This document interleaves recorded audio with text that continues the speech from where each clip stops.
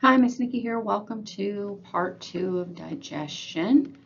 You can see that we're going to focus on the lower GI tract, and we're going to add in more accessory digestive organs like the liver and the gallbladder and the pancreas. So we're going to continue digesting, and we're going to start absorbing. The majority of the absorption is going to happen in the duodenum and the jejunum. We're going to see digestion happen in this duodenum because we're going to dump bile on the chyme delivered from the stomach, as well as pancreatic digestive juices. Then we're going to see the elimination more in the large intestines. So hopefully by now we know small intestines, there's 3 sections: duodenum, jejunum, ileum. We're going to take the chyme from the stomach and we're going to mix it with the accessory organ secretions, like I just mentioned, the gallbladder and the pancreas. We're going to see more chemical digestion and more absorption happening here. The accessory digestive organs, we're going to have bile and pancreatic juice secreted. The bile is concentrated in the gallbladder, but it was originally produced by the liver. So the liver produces the bile and then it is sent to the gallbladder where it is concentrated. Pancreatic juice is going to have lots of digestive enzymes. We'll see a list in just a moment, and this is excreted from the pancreas. The large intestine is primarily involved in water absorption, electrolytes, and some vitamin reabsorption, and then the waste is eliminated as feces. Don't let this statement throw you too much, because when we talk about the small intestines, we're going to say the small intestines also absorb water and electrolytes and vitamins. But this is mostly the job of the large intestine. The small intestines are absorbing all of our nutrients. So in the clinical view here, we have inflammatory bowel disease. These are autoimmune disorders. You can see Crohn's disease, ulcerative colitis. Both of these are caused by your immune cells attacking the inner lining of your GI tract. So this is going to cause inflammation. You can have intermittent and relapsing episodes. It doesn't have to be all the time. Sometimes it can involve just the large intestines. There is also irritable bowel syndrome. So this would be much more common in women than men. It just means there's some abnormal function with the colon. It's not inflammation. It's not an autoimmune disorder. You can see the symptoms here, and then it can usually be treated with diet and medication. So the small intestine is going to ingest nutrients. So we're going to see lots of absorption. About 12 hours, food's going to stay in the small intestines. We're going to see some water and electrolytes and vitamins, as well as food nutrients. We're going to look at the small intestine sections now. So the first section is the duodenum. Some people say duodenum. I'm going to keep saying duodenum. So this first section is kind of a C-shaped. You're going to see that the gallbladder, the liver, and the pancreas are all in close proximity to this first section. The jejunum is the middle region of the small intestines. This is where we have a lot of nutrient absorption. So the primary region or primary area where you have the most nutrient absorption in the small intestines is the jejunum. The last section of the small intestines is going to lead to the cecum, and we'll have at this distal end the ileocecal valve. So it's where the ileum and the cecum, where the small and the large intestines meet. And we're going to see more absorption of nutrients from the material or food that we've consumed. I wanted to show you kind of what the intestines look like in terms of histology. So I'm going to tell you these circular folds, and then we'll look at the images. So it's kind of like adding speed bumps. So first we need to increase the surface area. So we're going to have lots of microvilli. So we've seen those pictures before. Remember the difference between these two layers of epithelial cells. If you have just a flat layer, you have limited absorption and secretion. If I have these infoldings, I have multiple areas. I've increased the surface area so that I can have more nutrient absorption. So we're going to have microvilli, but they also want you to see that these create kind of a folded structure, and these speed bumps allow for slow movement of the chyme. We have more in the duodenum and the jejunum, and we have less in the ileum. So you'll see the picture coming up. Again, we have our layer system, mucosal, submucosal, muscularis, and then a serosa layer. And you can kind of see the finger-like projections, so we see the microvilli, but these grooves are pretty deep. And these circular folds allow the food to be moved. In this case, it's chyme, right, because it came from the stomach. It allows the chyme to move through the intestines slowly. And that slowly gives us enough time to reabsorb all of our nutrients. So I kind of explained this in the kidneys as well. We want a slow and steady pace so that we can really decide what we're going to reabsorb and what we're going to release out into either urine or feces. They want you to realize finger-like projections. They want you to also take a look at these lacteals. So these are lymphatic capillaries that are responsible for absorbing lipids and the lipid-soluble vitamins. So this image is showing you not only the villi, so we can see the villi here, but we can see that we've created these large finger-like projections. So in addition to circular folds, villi, we're now seeing microvilli, so micro meaning small. So these are extensions of the plasma membrane, and if you see columnar epithelium, that should tell you something about absorption or secretion, way back from our 201 days. So this will increase the surface area, and in some areas you're going to have specific cells, brush border cells, and they're going to release enzymes that are going to continue to chemically digest nutrients. So this is what we mean by the small intestines are still doing digestion and absorption. This might be a little bit better of a picture. You can see the circular folds, so the folding. These individual are called villi, and then if I take this area and I blow it up, we actually have microvilli, or brush border cells, extensions of the plasma membrane, if you want to think of it that way. So circular folds, villi are the entire structure that's jutting out into the lumen, and then at the ends you have microvilli or brush border cells. So there's a lot going on in this picture. The main point is to show you the intestinal glands that are secreting intestinal juice. So I'm not sure you can see, but at the base here there are intestinal cells that are secreting digestive juice. On the outer layer, or facing the lumen, we have the simple columnar epithelium that have those microvilli. This whole thing was called villus for one, or villi if there's more, and then we had several together and they form those circular folds. So hopefully that vocab's making a little bit more sense. We also have enteroendocrine cells that secrete hormones, very similar to the stomach. We're also going to have cells that secrete lysozymes. I wanted you to look over here and see that we have those lacteals that I mentioned earlier. So these lacteals are going to help with lipid absorption. So we are dumping digestive juices,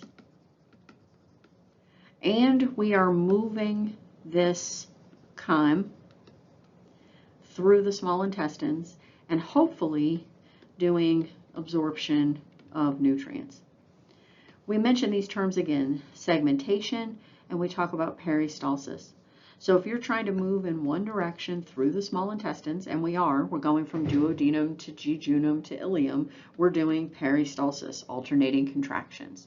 But there's also this term segmentation. So as the chyme is being mixed with the gland secretions, we're going to see kind of this backwards and forwards. I kind of call it a sloshing motion. That's segmentation. So think of segmentation, the sloshing back and forth is happening early. We're mixing the chyme from the stomach, we're adding the gland secretions, we're adding the intestinal juice, which also has digestive enzymes in it. And then peristalsis is happening a little bit later. We're going to, as we release the chyme from the duodenum and it travels through the jejunum and ileum, you're going to have successive waves of contraction until the contents are moved to the large intestines. We're going to move the chyme from the small intestine into the large intestine. You're going to see the ileum contract. You're going to see the ileocecal valve relax. You're going to see the contents move from the ileum into the cecum. And this is usually in response to you put food in, the next part moves down, right? And we said in the small intestine you're spending about 12 hours, so you probably are ingesting more food in that time. So the ileocecal valve contracts to prevent backflow. So once we move from the ileum into the cecum, it should be going out as waste. We can still absorb water and nutrients and electrolytes in the large intestine, but the majority of absorption has already occurred. When we look at the digestive organs, we're going to look at the gallbladder and the liver, and we're going to talk about bile, but we're not going to name all of the different bile ducts. I'll show you where they're located, and we'll talk a little bit about them, but we're not going to name all of them. So remember, the liver's going to be here, and the liver's going to make bile.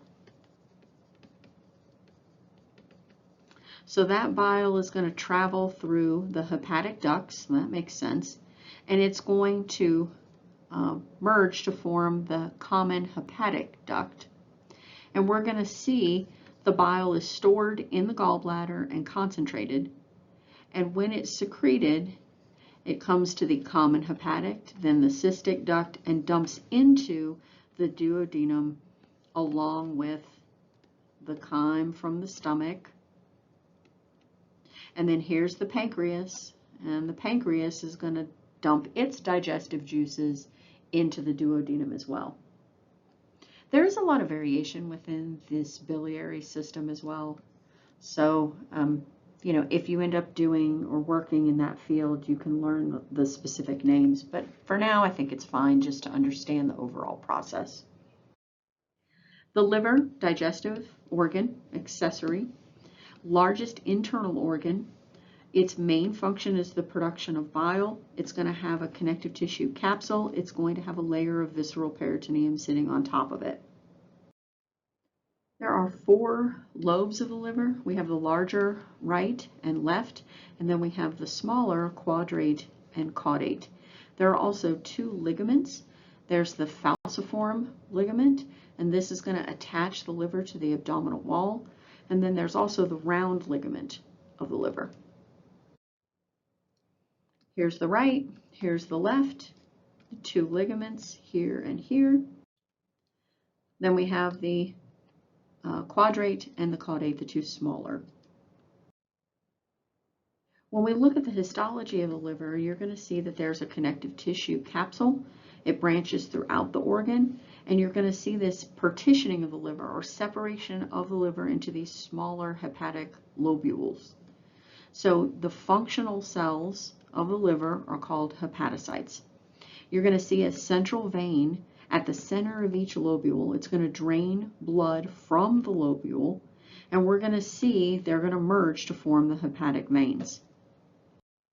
So there's a lot going on in these 2 images. First, we can see the liver here, and they've enlarged this section so that you can see the hepatic lobules. You can see the central canal that we just talked about.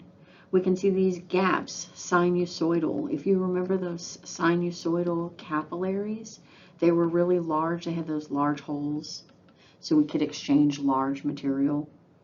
We're also going to see the bile, canaliculi, the little channels. You can see here that the liver is secreting bile into the bile ducts, and that those are going to take the bile to the gallbladder to store and concentrate. So then we've taken one of these and enlarged it so that we can follow the flow. So what's happening is we have the hepatic portal vein. Remember, everything's draining to the liver. So we specifically mentioned stomach and intestines, spleen. Some of the pancreas is also kind of mixed in here, blood returning to the liver. via the hepatic portal. So remember, our whole point of hepatic portal, take all of this blood, clean it through the liver, and then put it back into the inferior vena cava. So blood comes into the liver via the hepatic portal. It's going to get cleaned here by the hepatocytes, and then we're going to see all of that blood gets dumped into the central vein, that gets dumped into the hepatic veins, and then into the inferior vena cava. So we're going to be very broad, very much an overview of what's happening here. So is the liver creating bile and storing it in the gallbladder? Yes. Is the liver processing the blood from the food that you just consumed? Are we passing it through these hepatocytes and through this sinusoidal area where we have macrophages, we have immune cells that are going to engulf any pathogens that might have been in our food, and then are we going to dump that clean blood into the central vein and eventually into the inferior vena cava. We're also going to see that the hepatic artery is coming in and kind of mixing here, and that's where that sinusoidal capillary comes in. If you remember, capillary is arterial, there we go, capillary, and then we have venule, right? So we have a mixing of blood. We have oxygenated blood coming into the liver. We have this hepatic portal dirty blood coming in into this sinusoidal area. There's a mixing. We clean it. We dump it back into the central vein. So hepatic artery, it's a branch of the celiac trunk. It carries oxygenated blood into the liver. The hepatic portal vein carries deoxygenated blood from the GI tract, spleen, pancreas. The blood mixes, passes through the hepatic lobules, those sinusoidal capillaries, those macrophages do their job, clean the blood.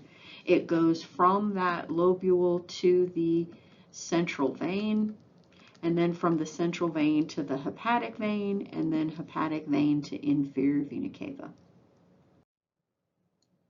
Again, you can see where it would be draining from the intestines, the spleen, the stomach would be here, the pancreas here. All of that is entering into the hepatic lobules, being cleaned, dumped into hepatic veins, and then inferior vena cava. So bile is secreted by the liver. There are no digestive enzymes in bile. Its main job is to emulsify lipids. So all we're doing is taking kind of a bulk lipid and we're breaking it down into smaller molecules. Remember, we've got bile from the gallbladder, we've got chyme from the stomach, and then we have the pancreas, which we're going to talk about in just a second, it's going to release some more lipase. So everything is being dumped into the duodenum. So we're just trying to break the lipids down into smaller pieces so that when we put the lipase on it from the pancreas, we can have individual, lipids that we can absorb. We're also going to see this bicarbonate because remember, when the chyme is dumped in, it's highly acidic. So we're going to add some bicarbonate here to combat the acidic nature of the chyme. So we can have cirrhosis of the liver if those hepatocytes get damaged, if they're replaced with scar tissue. This can happen due to compression of blood vessels, compression of the bile ducts in the liver, alcoholism, liver disease, drugs or toxins, viral infections. Any of that, if it damages the hepatocytes and they form scar tissue, they can no longer function in processing or cleaning the blood from the hepatic portal vein. So the gallbladder is going to store and concentrate and release the bile. We're going to see that there is a sphincter that controls the amount of bile in and out of the gallbladder. And you can see that sphincter right here.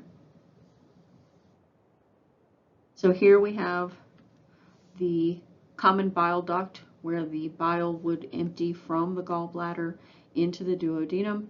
We can see here the pancreas, and the pancreas is going to release its digestive juices. And we're here in the duodenum, which is the first section of the small intestines. Gallstones can occur in the gallbladder or in any of the biliary ducts. You have some sort of crystallized or condensation of cholesterol or calcium. The gallbladder can become inflamed, pain, nausea, vomiting, and symptoms are usually worse after a fatty meal because that's when you dump more bile into the duodenum because it is a fat emulsifier, right? So the pancreas has two functions, both the exocrine and endocrine function. Go back and review insulin and glucagon. So if your blood glucose is high, which hormone are you releasing? If your blood glucose is low, which hormone are you releasing? But right now we want to function on the exocrine. So pancreatic juice is going to assist with digestive activities. So the pancreas is also retroperitoneal. You're going to see they name the head, the body, and the tail. We really just want to function on identifying the pancreas and then talking about its function. You can see the pancreas here. Remember, the stomach is sitting on top of the pancreas. And we're here at the duodenum. We talked about the bile being dumped. Now we're talking about the pancreas. So the pancreas is going to secrete pancreatic juice. Again, we're going to see bicarbonate and water because we want to, again, try to buffer that acidic chyme as it enters the duodenum. And you can see now that we're going to have every major biomolecule enzyme covered. So we have amylase, which breaks down starches, which are complex carbs. We have lipase, which is going to break down fats. We have proteases, which are going to break down proteins. And we have nucleases that are going to break down nucleic acids. So remember, we've covered all four major biomolecules. Pancreatic cancer does occur. It's usually in the exocrine cells that we're talking about that secrete the digestive enzymes. It's good if there's early detection. The only problem is there's no screening test and the signs and symptoms in early stages are really absent.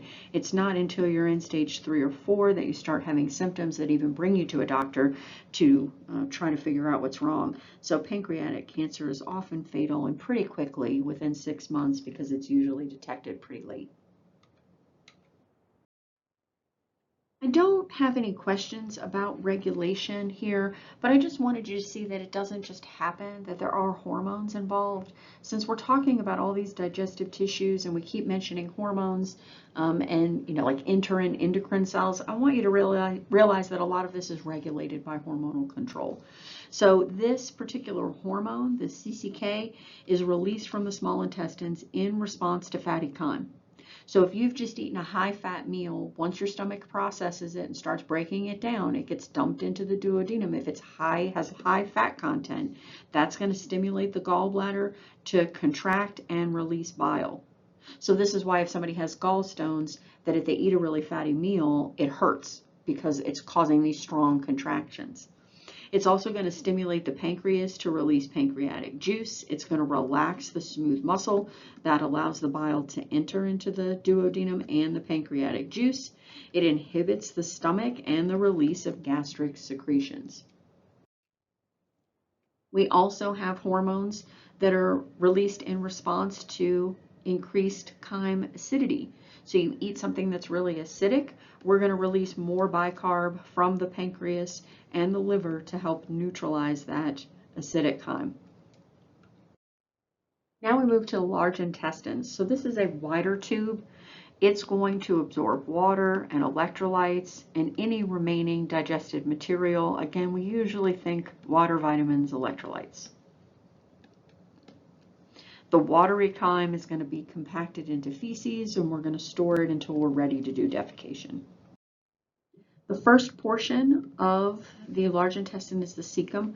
Remember the ileum, so the chyme from the ileum gets dumped into the cecum by way of the ileocecal valve. Off of the cecum is the appendix. Remember, this is lined by lymphocyte and lymphatic nodules. They believe that it's a storage for beneficial bacteria. So I'm sure we've heard of appendicitis or inflammation of the appendix.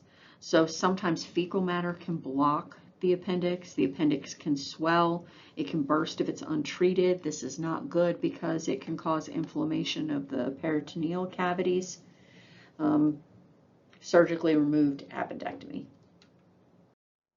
The second portion of the large intestine is collectively called the colon. So there are 4 segments. There's the ascending, transverse, descending, and sigmoid colon. So the ascending originates at the ileocecal valve. So remember, we have the cecum here, the ileum enters here. So this first section is the ascending colon. Then we have the transverse. So we've done cecum, ascending, transverse. Then we have descending colon. Next is the sigmoid. So cecum, ascending, transverse, descending, and then it makes this S-shaped curve. That would be the sigmoid. And then once it straightens out a little bit, we're now into the rectum. So the rectum, this is the 3rd major section of the large intestine. It does sit outside of the peritoneal cavity. And this is going to continue on to become the anal canal and then the anus. And we are going to see that there are some folds or rectal valves here. So cecum, the entryway from the small to the large, the ileocecal valve, ascending, transverse, descending, sigmoid, rectum, anal canal, anus. So the anal canal is the very last part of the large intestine. It's going to have stratified squamous epithelium. Remember, that's good for abrasion protection.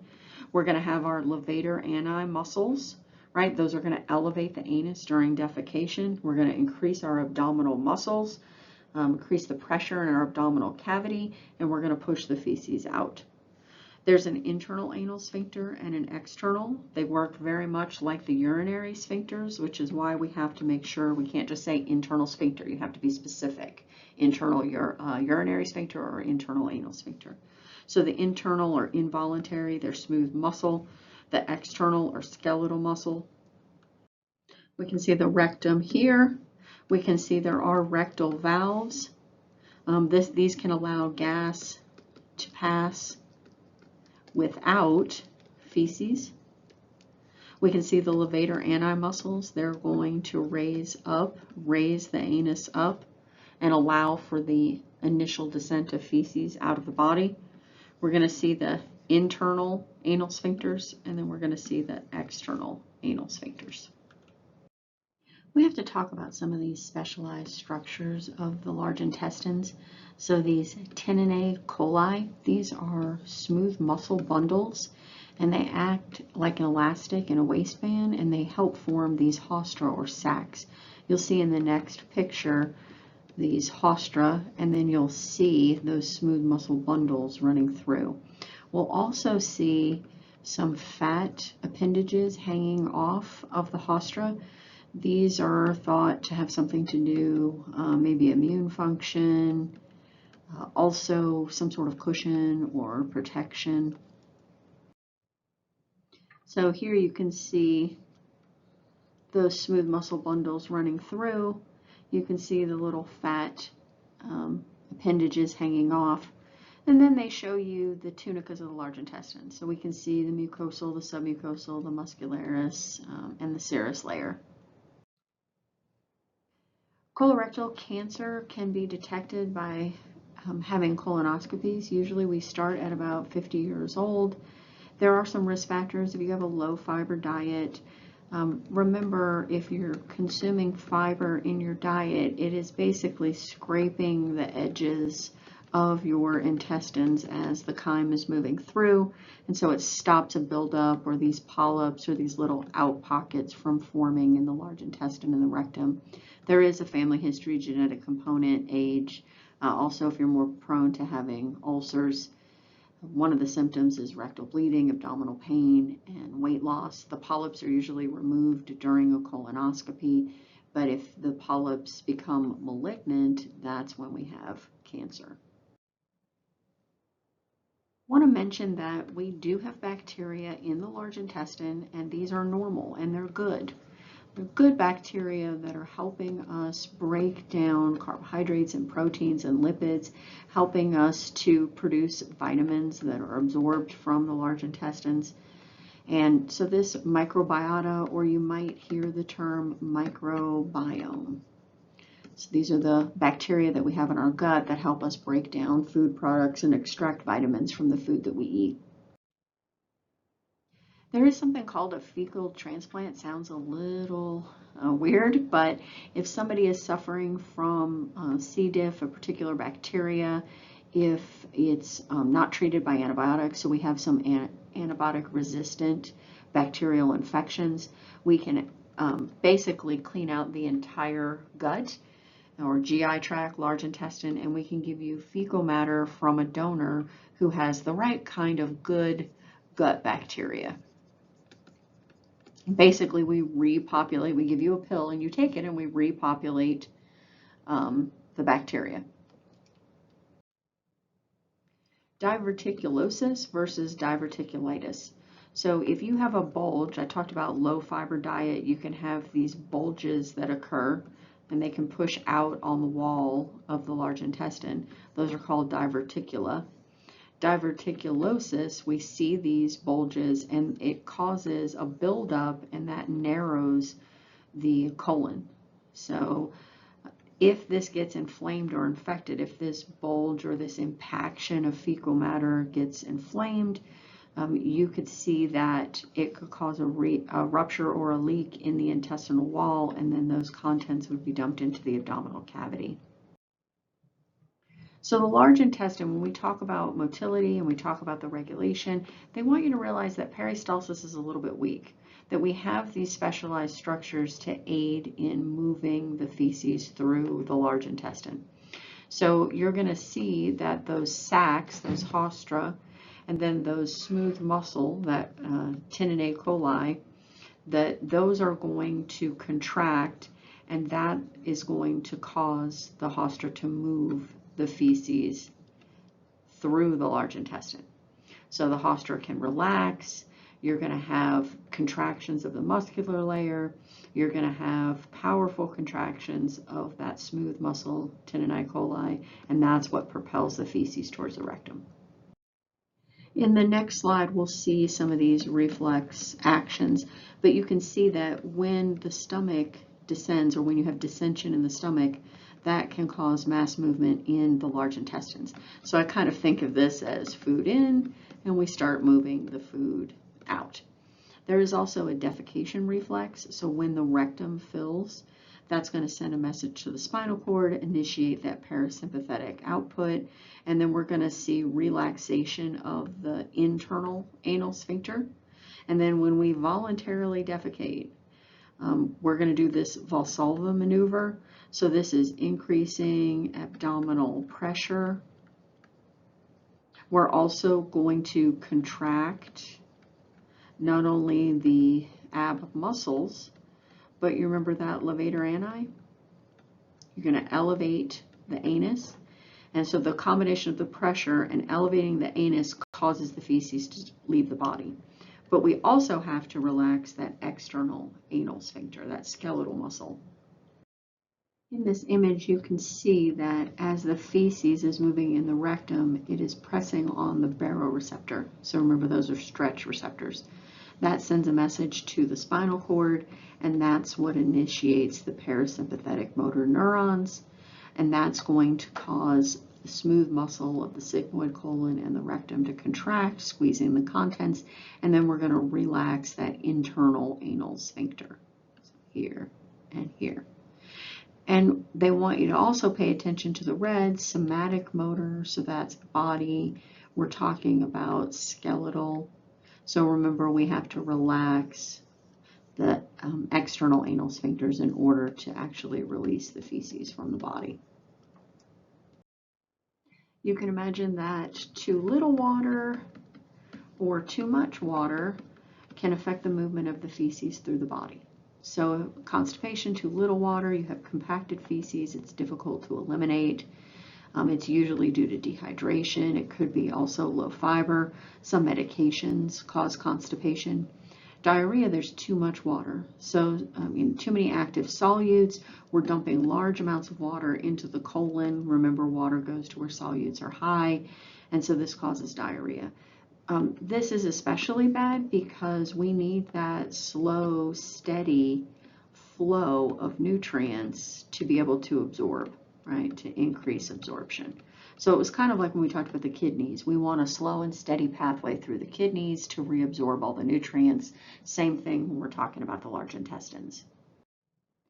As kind of a sum up of this chapter, I wanted to go through some of these nutrients that we're going to consume and talk about where the main sites of digestion are occurring. So in carbohydrates, anything from simple sugars like glucose and fructose, maltose, lactose, those carbohydrates we usually call simple. And then we have starches, which are more complex. Remember that starches we started breaking down in the oral cavity. We're also breaking these down in the small intestines of the duodenum with the pancreas. So remember salivary amylase, that's going to break the glucose molecule bonds in starch molecules. Pancreatic amylase, this is, remember, pancreatic amylase dumped into the duodenum after the stomach has started breaking down the carbohydrates. So these sugars are going to be absorbed across the small intestines and into the blood. We're going to transport that blood to the liver. We can convert other sugars into glucose. So glucose is what we need for cellular respiration, but we have the ability to change the structure of some of these sugars because they are the same molecular formula. They're just arranged in a different pattern. So we can turn those into glucose in order to do cellular respiration. So hopefully we're okay with the glucose we're going to use for energy, do cellular respiration, make ATP. If we have excess glucose, we're going to store it as glycogen. Hopefully we remembered we store glycogen in the liver. And if we have even more glucose, more carbohydrates, we're going to convert that into fat. So some complex carbohydrates like cellulose, these we're not able to digest.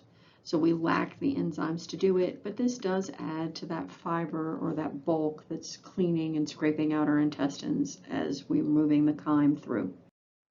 From the proteins that we're consuming, basically we're taking a whole protein, bulk protein, we're breaking it down into amino acid subunits, and then we're rearranging those amino acids to make our own proteins, right? So we have enzymes that are going to break the proteins down, break the peptide bond that's between the amino acids. In the stomach, we created that pepsin, right? We took pepsinogen and we added hydrochloric acid, and we ended up with pepsin that can start breaking down proteins.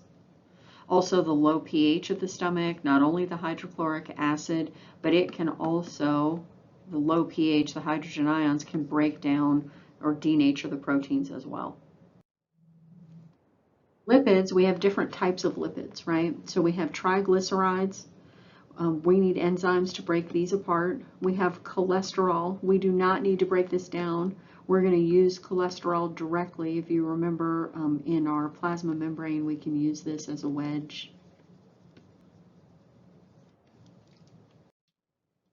So we have the lingual lipase, that's in saliva. We have gastric lipase by those chief cells, and these are going to start breaking down triglycerides. We also have the pancreatic enzyme lipase. Remember, that gets dumped into the duodenum. So lipid absorption is a little bit complex. We're just going to talk about the basics here. If you have lipids, you're going to have to put something around them to be able to transport them. So think of lipids surrounded by some sort of structure. So in this case, these micelles that are formed, this is from bile salts. And remember, bile salts came from the gallbladder. So lipid absorption in the small intestines, in that duodenum section, we dump the gallbladder bile on it. It forms these structures so that we can then have the lipids enter the cells. So the bile salts can be reused. These bile salts that are encircling the lipids so they can pass through the membrane, they can be reused. So there's other cases where we're going to wrap the lipids in proteins. And we'll talk a little bit later about low density lipids and high density lipids. But basically, we are, in some cases, wrapping the lipids and forming these chylomicrons, and that these can enter the lacteals. Remember, those are lymphatic capillaries, and that these are going to be delivered to the liver and other tissues. So I guess think of it as a way to move lipids across membranes and then to have those lipids move into the capillary system, into the blood, and then move to different organs or other tissues that you might need fats. If you remember, to break down nucleic acids, we had nucleases enzymes released from the pancreatic digestive juices. So sometimes it's hard for us to think about these nucleic acids. If I had a cell and I have a nucleus, and that nucleus has DNA in it, so if I consume this food particle, this cell, say from a cow steak, right, I'm going to break down the cell, and then I'm going to have the DNA, and I need to break it down into individual nucleic acids.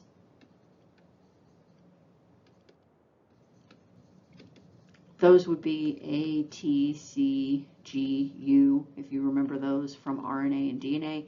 And then we can take those nucleic acids and we can reassemble them when we're copying our DNA.